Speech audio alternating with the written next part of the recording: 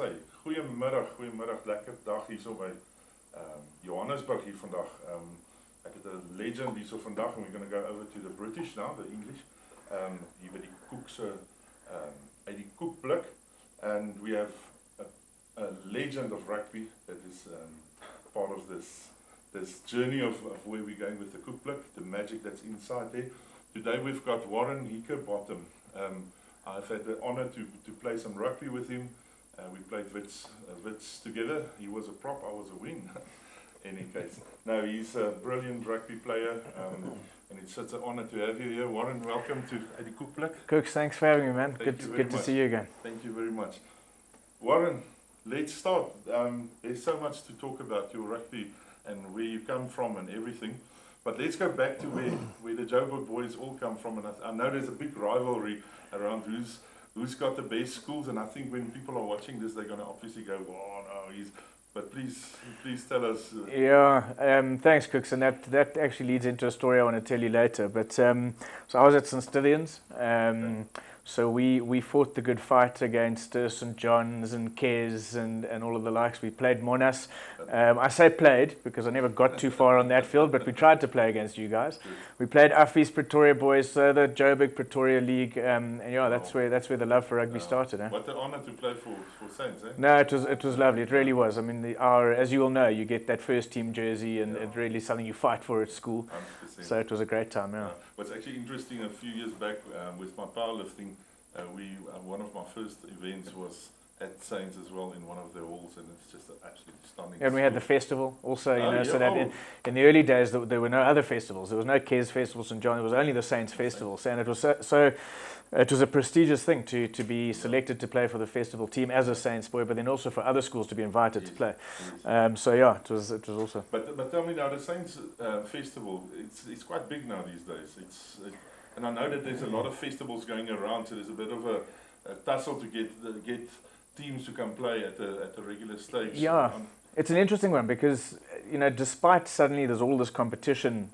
Loads of top schools vying for positions at these festivals. There's the Kersney Festival. There's, I don't know if Monash or there's one out that side of the north south. Exactly, they're all over the place. But having been to the Saints Festival annually for 30 years, having been to the St. John's Festival recently last year for the first time, I don't tell many people that, but there's just loads of people and loads of class schools, so it doesn't seem like it's diluted the pool too much. Yeah. No, I think schoolboy rugby is a good place with all this. These fantastic teams and with the festivals.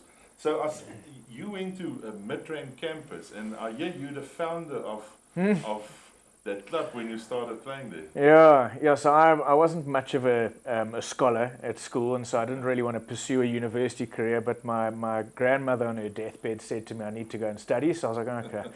So I did a correspondence thing through UNISA that we did at Midrand campus. I had a girlfriend at the time who was going there, so I thought, well, I'll go check it out as well. And I got there, and there was no real sports culture at a campus. It wasn't university. And just chatting and meeting a few guys in class. A lot of folks were into rugby. We'd stopped playing schoolboy rugby, and we were kind of missing it. Yeah. There was a big, and there's a big gap between schoolboy. I think it's better now, but in those days, it wasn't like the natural thing. You went from school to play club. So we were lost in the abyss then, so we set the club up, and I got us into the Vits Interfaculty League, which is where we started playing. So then they played in the Vits faculty? Yeah. Oh, wow.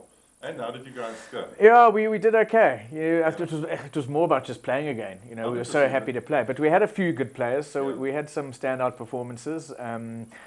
It was from there that Anton Marais, who was the head coach of the Vits under-21s at the time, the Vits didn't have a senior club in those days, approached me and he said, look, we've seen you play, why don't you come play for the club? Wow. And then you went to Vits, after a few back and forths, and then I spoke to my ex at Midrand and said, look, I want to go check this out. And tell me, then after that you went to UCT.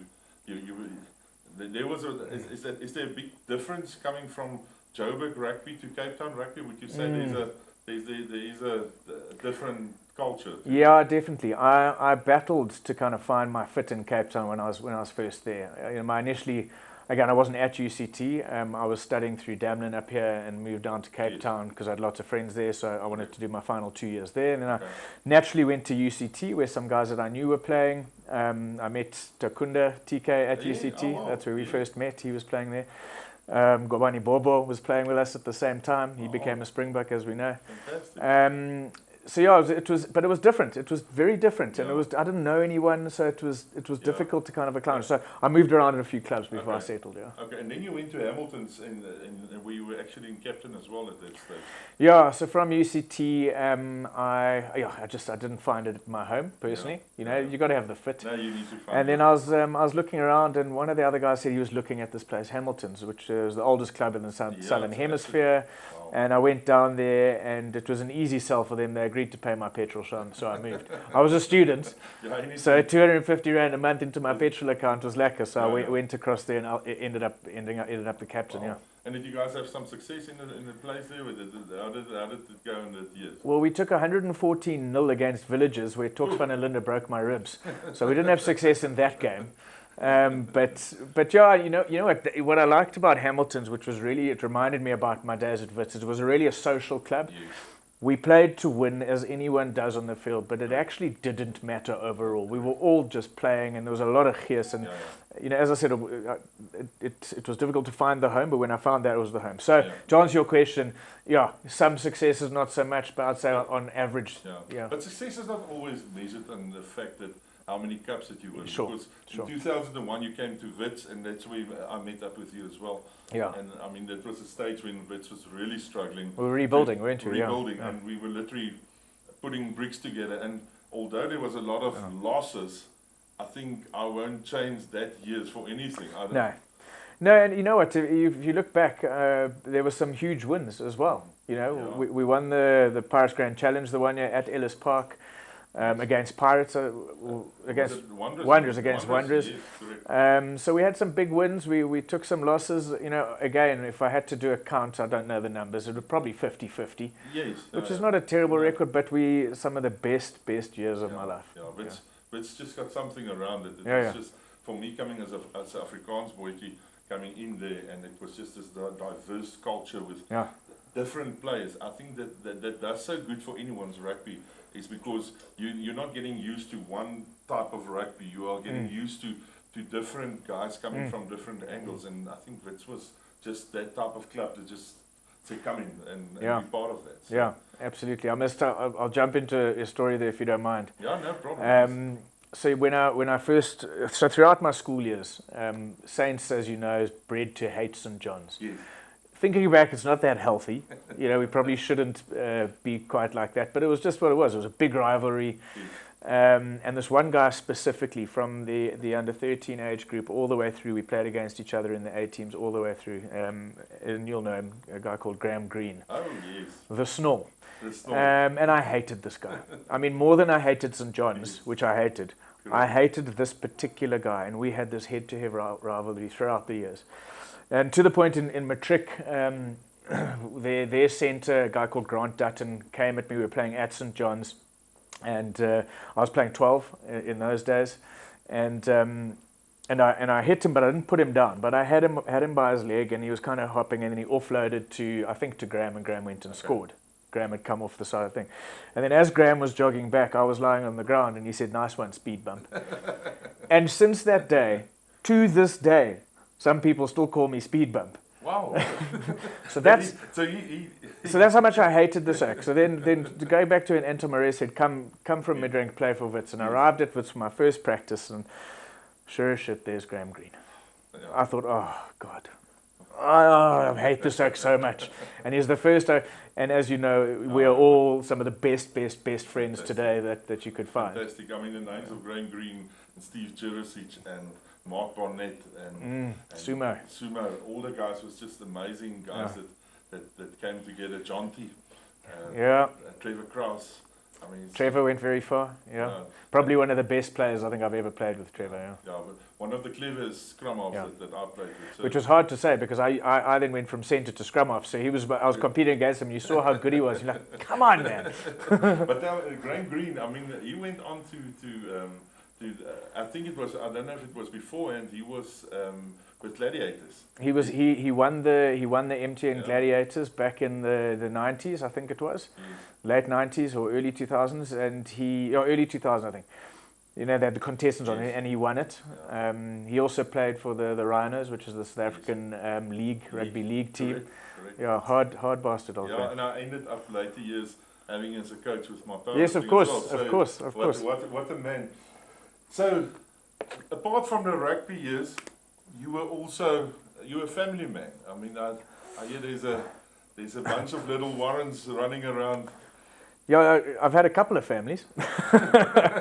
Been married, got divorced, got a beautiful daughter out of that marriage. Hannah is now turning 14 next month. Yeah, exactly. And then I got remarried about 6 years ago, and I've now got two little boys. Aiden, who's 3, turns 4 in December, and Callum, who turns 6 next year, so he's 5 now. Yeah. Can you believe that? Yeah. And they're definitely going to play forwards, I reckon. Well, so it's funny that, because I often refer to them as their position, and Callum's a number 10, Aiden's a number 2. They are different animals. Yeah. Fantastic.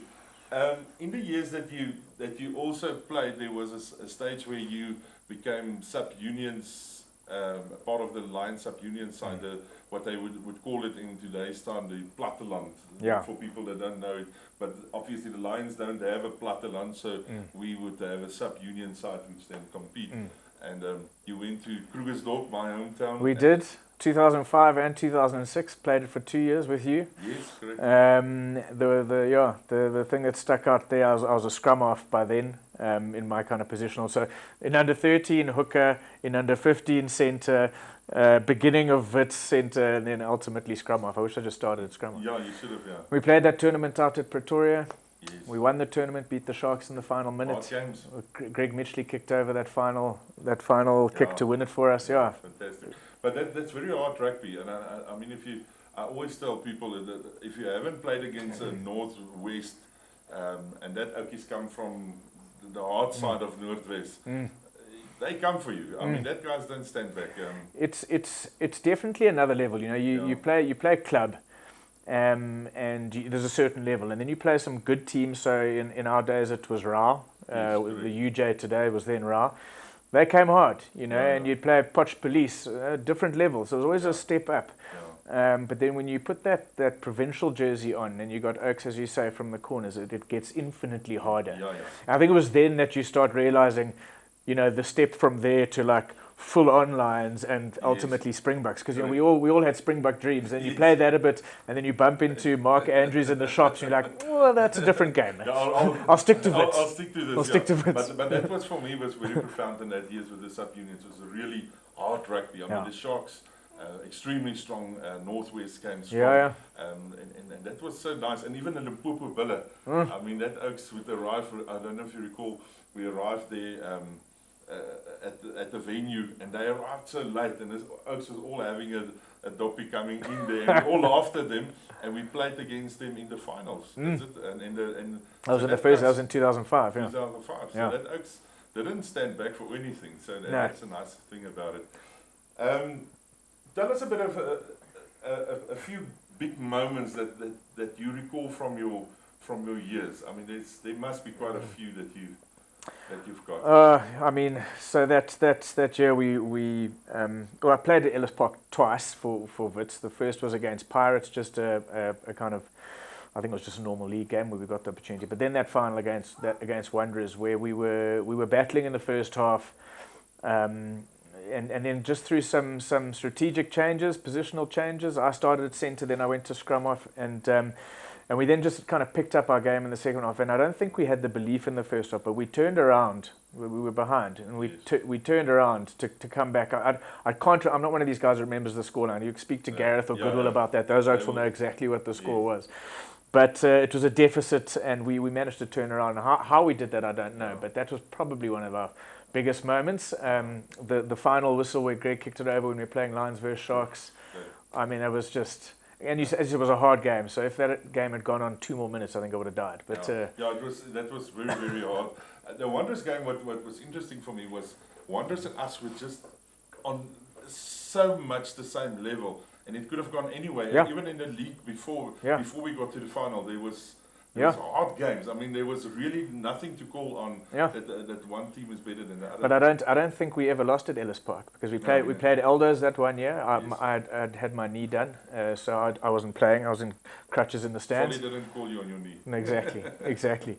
And then we played Pirates in that league game and we beat them. And we didn't usually beat Pirates in those days. Yes. That was a very tough game that I think they mostly won. Yes. And then, of course, Wanderers in the final. So we've got a good record at Ellis Park. Sure. So we've got a good track record on there. Talking of Ellis Park, there's actually a special part that's been part of your family is your wife Blair. Yeah. I mean, she was a cheerleader on Ellis Park, being for the Lions. Yeah. My wife is a dancer by profession. She Blair is her name. She won the World Championships in Blackpool. Yeah. In the UK in her early years, and then she became a Lions cheerleader. Lucky she wasn't one when we were playing because I might have misbehaved. Yeah. but you met her didn't through the cheerleading, or did you meet her? No. We actually met at a petrol station, believe it or not. Okay. She wasn't the petrol attendant, I promise. Yeah. Well, and I see you've got a few nice Vits jerseys and stuff here.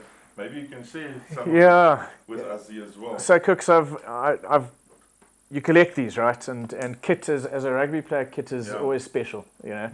I've gotten rid of a lot of my jerseys. I donated them to an underprivileged club, but I kept a few that meant something for me. So this here's one of my Wobbs jerseys. Wobbs is the Vits Old Boys team, as we know. We've played there before. Beautiful. I definitely wasn't a number 6, so I don't know how I got this jersey. Well, if you turn it around, it's a 9. Yeah, exactly. Exactly. You've got a 9 game.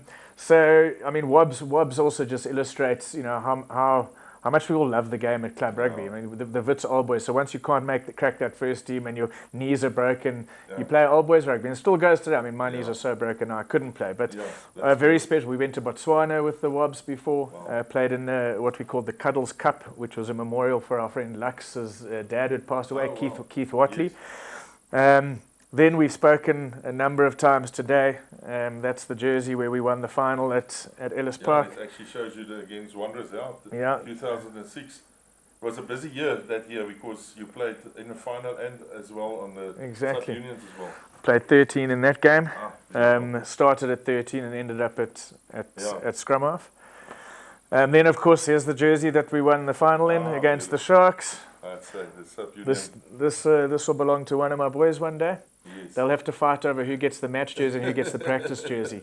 And I played number 9 there. Wow. And then finally, this was another representative team I played for was the Quaggers.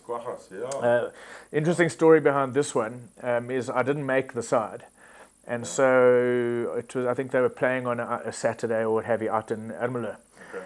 And so I went out on the piss with everyone on a Friday night. And I was out dopping, carrying on, and I get the call from the coach who said one of the Oaks has had to pull out, come and play.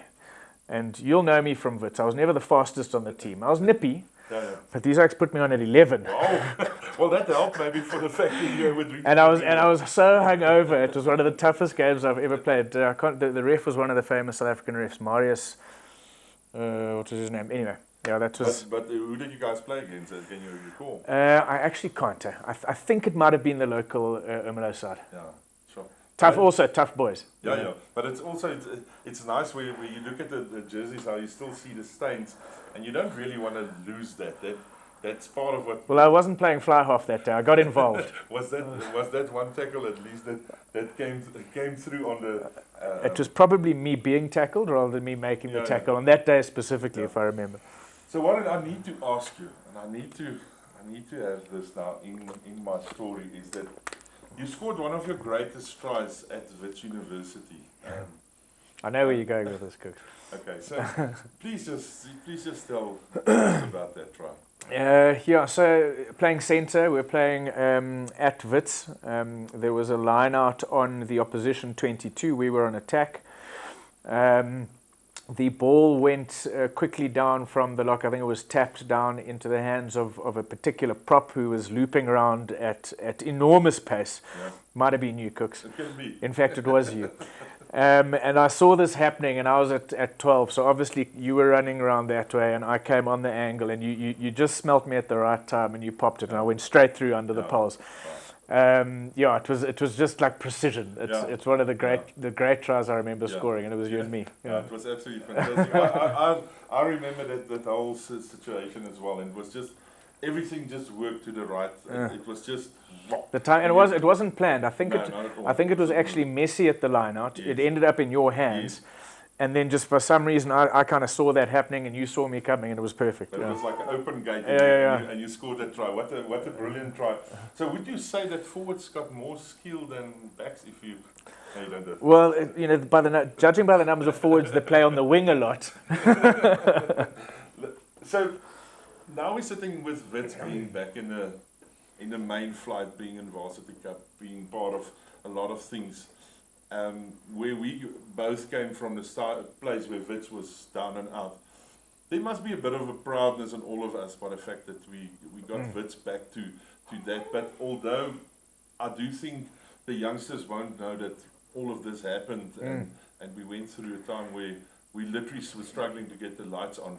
Yeah. And I think taking it back with the Vits situation and bringing it in by your the Midrand thing. Sometimes in rugby you just need to grind, just get down and do the dirty work. I think I don't know what you would say on. Yeah, I mean, Cooks, I was excuse me, I was quite involved in that. I after playing, and I think even whilst I was playing in the final year, I was on the committee of Vits. The committee wanted to do that to try and get some of the players involved, create a bit of transition. Yes. That would take place. So I was very involved in the push to try and get Vits into the Varsity Cup. I think we were playing Varsity Shield. And we really wanted to kind of get ourselves into the top tier thing. So it took a lot of behind the scenes effort, and it was all just Vitsies. These weren't professional boardmen. We did have representation from the university, which did help because they often had a bit of clout that they could work with us. But then it was Gary Davies, it was Tony Purchase, it was Goodwill Moyo, it was Wax, it was myself, it was the late Malcolm Turner. All just ex-Vitsies and some current Vitsies, just really trying our hardest. And we did it, eventually we did it. The only disappointment is that it didn't happen in our year, because how lekker would it have been to be flying around on Mondays to go play rugby around the country. Yeah, but it's still a proud moment for us now to look back at it. And we're excelling. I mean, the club is doing fantastically well. So. Yeah, it's nice. And then Yuhu and all of them are Saps, they're all just keeping everything together. And that's so nice to, it's nice going back to a club and you still see everything that we worked hard for. Yeah. It's still there. I remember with the change rooms how we fixed that all up, and we got the old call back into the Vits thing where they used to just go Vits as a first team, where we turned it back to the RANB and having that calls back. And I think that's part of a lot of stories bringing Vits back to. Well, I mean, it goes further back than that. If you remember, in the early days, we when I started playing under 21, there was no open team. Yeah. There was no open sides. So those guys, the Grant Mitchells, the Basils, those kind of guys who were all involved in Jurisic, Chris Heaton, Gareth Sochen, Mac Messina, Goodwill, all these folks were involved in creating that first kind of open side, and they were cuck. Because can you imagine? It was just a few oaks. There was no depth.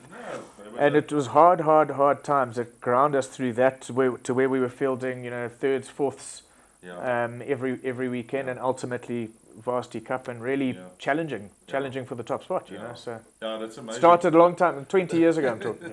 And how many stories are there at that B field of Vits? That you went down to that B field. You always had that long walk down to go play there, but there were some hard games. Yeah, no, I've been knocked out on most of the fields I've played in before. In fact, I was told, Goodwill came to my house the other night and we were having some red wine, and he said he said, you don't know this, when I was playing scrum off. He said, but before a game the forwards used to get together and say, what are we going to do about this oak? Because you know what he's going to do. You know he's going to cause cuck. So what are we going to do? Exactly. And the debate was, do they help me or not? But guys, what was nice for me when I came to Vits was the Afrikaans boys also coming down, because I felt for a bit lonely there. Not the fact that it No, sure, I understand. but bringing Stefan down, bringing Martin Leroux down. I mean, it was strong centers. I mean, we were so privileged having two huge centers. Beyers van Schoor was there a little bit before he got injured. That's probably why I moved to scrum half. Because of that. Because he kept shipping in these big centers. Yeah, but Stefan, I mean, it was just strong boys coming in, and that's amazing for me about the whole thing. If I can bring you back to a little bit of the schoolboy scene, Warren, I think that we've got a very privileged country in the sense that schoolboy rugby is in a healthy condition. But although I think a lot of the schools are running for the top spots and all of that, we have the Joburg schools that is really strong, and they, like we were discussing the rivalry between them earlier. But although they don't play in leagues, you know that the ice rivalry, everything, the skill, everything is such. We are so blessed with what we've got at schoolboy level, especially Joburg schools, private schools, and the normal schools. We really do, and I think what I'm also seeing a lot in schoolboy rugby, which you're seeing throughout rugby actually, and it's kind of true transformation. Yeah. Like true transformation. This is not token nonsense that used to be a thing. It's proper transformation, proper quality players being given access to facilities, getting access to coaching, getting access to playing rugby at a much younger age, which just increases the pool, firstly. And I think that's already, we can see it in the Springboks. Yeah, 100%. There's not a player in that field that was chosen for any other reason. I know your question wasn't around transformation, but I think that's also what is strengthening we're increasing the numbers of players coming through, you know, and you just do that automatically, you're going to end up stronger. But what you guys got right, and I think that's where Saints are one of the best sides in that condition, is that they bring the crowds down. The boys come down and they sing and they do all their things, and they've got cheerleaders and they've got everything going, and it's just a vibe, and hopefully, and I see it coming more and more to the rest of the schools around, but they's created it. I mean, you will say Saints did it firstly, but all the case boys, all them, they really created a vibe, and today it's like it almost feels for me the entire school is down there for a Saturday game. I think in the old days it was compulsory. You had to be there, and it probably still is. But you probably don't need to make it compulsory. I think the school kids want to be there. I don't know if you saw for the World Cup last year, all the schools did these kind of war cries for the Springboks and posted it, and I mean it's amazing. It really is amazing. You can almost have a competition with them because I see they have the moves, and it's just a. It really is at another level, and it's great, and that's. I mean, to any school kids watching this, some first team, second team, third team rugby players, just because you're playing third team, they go, well, I'm playing third team, I'm playing fourth, I'm not going to carry on. Well, clubs have a third team and a fourth team, so carry on playing. Exactly. You know, I don't know what it's like today, but I know in our day, there was a big drop-off. After school, a lot of the rugby players just kind of stopped playing rugby. Correct. But you needn't have to. And even if you don't want to take it seriously, there's WOBs, you know, there's options. So. Easy question, but a difficult question. Would you say, or how can I say, how did rugby change you as a person? Because obviously you're in business today. Just tell us firstly what your business that you're in now. So my business is called Access Health. We are a LinkedIn-styled platform for doctors and healthcare professionals across the continent. So we try to enable, support, and capacitate healthcare workers. We all know across the continent there's not enough doctors, not enough nurses, too many patients, not enough professionals. So we try welcome those doctors and what have you into our system, and hopefully they come out the other side more connected, because they can connect to each other like LinkedIn. They can get access to educational content, technology, and that kind of stuff. Fantastic. You're going to see on the page, you'll see his detail as well, where you can brag a bit, and you can definitely use Warren. I mean, it's just an amazing guy, and the chats around it. But coming back to our question, would you say that rugby changed your way of thinking and where you're in business today as a family man? What did rugby do for you? Yeah, so I mean, first and foremost, rugby gave me a bunch of mates, lifelong mates. We've got a number of different WhatsApp groups, Vits boys, forgotten rugger buggers. Every now and then we do a catch-up dinner. But we've got probably 30 odd mates still on a WhatsApp group together, and there's banter almost every single day. So firstly, it gave me a lot of mates. I think secondly, any team sport, I think is just so important in terms of a life skill, learning team dynamics, learning how to cope when you're down, learning how to be modest when you're up, learning how to motivate to keep on going and get up the next time. Even injuries, being injured, teaches you life skills. So I think there's just so much that rugby, but then any team sport. My daughter's just started hockey, and she's a dancer also. So I was like, dancing, it's just you're on alone. So she just started hockey, and I was so happy that she did. So she starts to get this team dynamic thing. You're actually getting a bit of everything, and it comes back in your business. It comes everywhere because you learn how to work with. No one works in isolation in this world. You have to work with people in teams, and I think any team sport, but rugby for me, provided a lot of that skill. Yeah. So, if I must say today, out of the koekblik is out of the cookie jar. For me, when I started this journey, was a matter of when you're opening that cookie jar, and Oma says, "Go have a cookie." There's always magic inside there, and this is just a magic journey for me.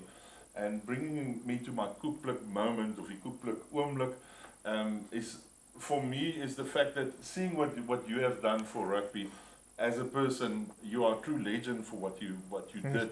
And although people you can maybe think, no, I'm not. You're definitely, for the fact that you were ambassador for rugby when you started off as a youngster, putting your hand up and saying, listen, let's start a club. And from the times when you went up into different ranks, playing different rugby, meeting mates, I know you as a friend, you're an amazing guy, and you always be there for anyone. I would really want to salute you as a person, and I would encourage anybody to be a Warren Hickinbotham, because the fact that you are just a club man, you are a guy for rugby, your love for rugby is just there, and that is just amazing. So all respect for you, and thank you for being part of this journey of us on the Koekblik. Thanks, Cooks, and well done to you for putting this together. I think it's a great thing. I can't wait to watch it and all the other interviews that you've done, and I hope it just spreads the awareness and the love and all the rest of for this great sport of ours. Fantastic. Thank you very much for your time. Thank you, Thank Cooks. you, Warren. That's it.